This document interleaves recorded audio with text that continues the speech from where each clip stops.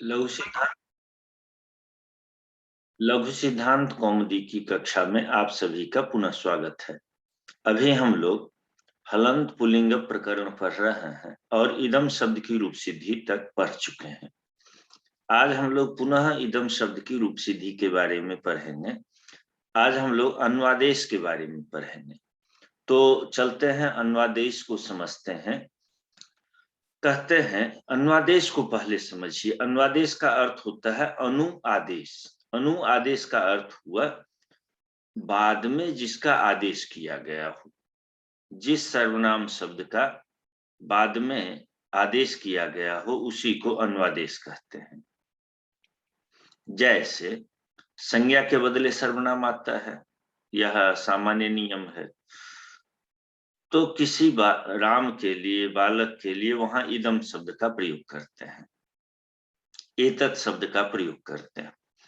अब यदि दो बार इदम और एतत् शब्द किसी वाक्य में कहना हो तो वहां क्या होगा? दोनों बार उसी सर्वनाम का प्रयोग करेंगे या उसमें कुछ परिवर्तन आ जाएगा?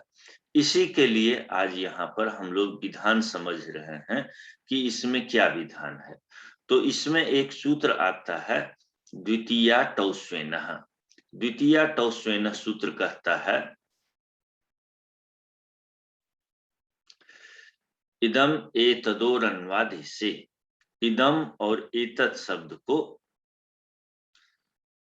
एन आदेश हो जाता है अन्वादेश के विषय में, और वह भी सभी विभक्तियों में नहीं होगा। द्वितीया विभक्ति में, टा विभक्ति में और ओस विभक्ति में, इन तीन विभक्तियों में इदम और एतत् शब्द को एन आदेश होगा। जैसे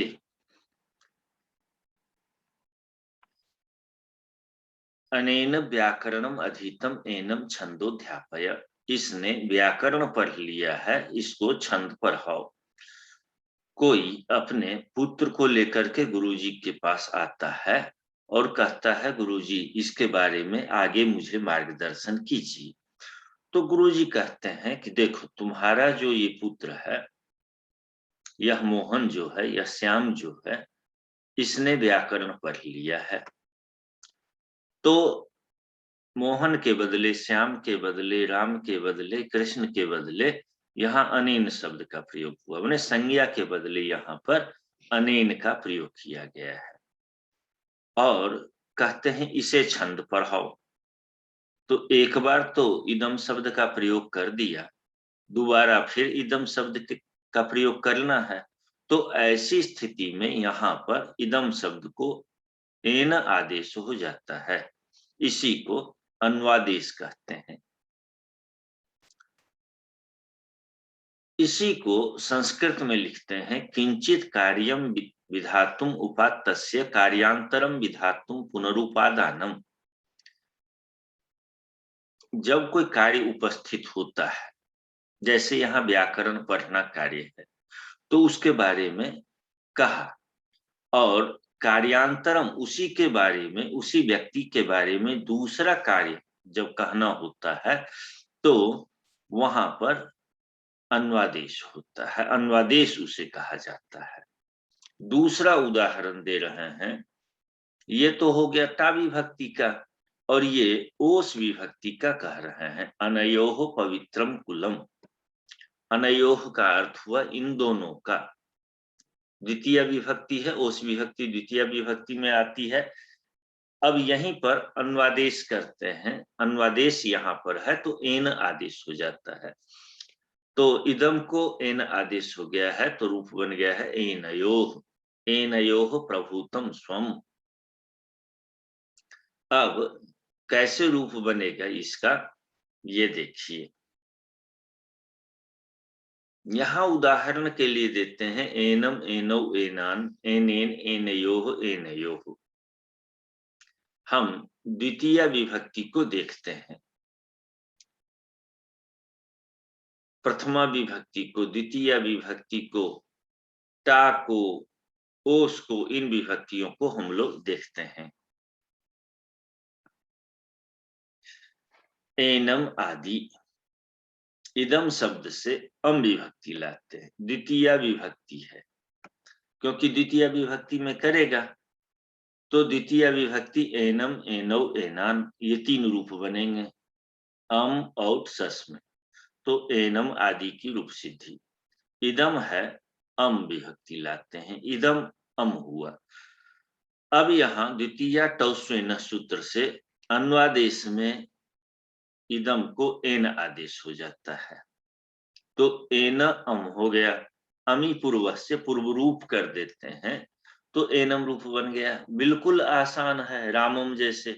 जो ही यह एन शब्द अकारांत पुल्लिंग शब्द बना, त्यों ही राम, बालक, कृष्ण के समान इसकी रूप सिद्धि हो जाएगी।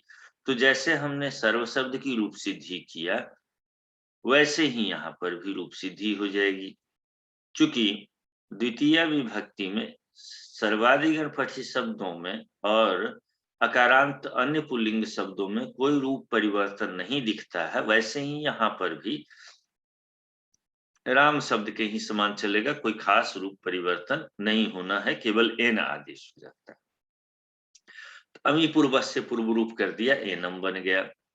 वैसे ही इदम है, औ विभक्ति लाते हैं, इदम औ हुआ, और तिदादि नाम से, और यहाँ पर द्वितीय टौस्वेन से क्या हुआ, इदम को एन आदेश हो गया, एन हो गया, औ हो गया।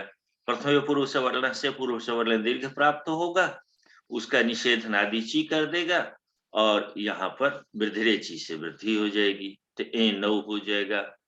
एनान, रामान जैसे बनाए वैसे ही एनान रूप बना लीजिए।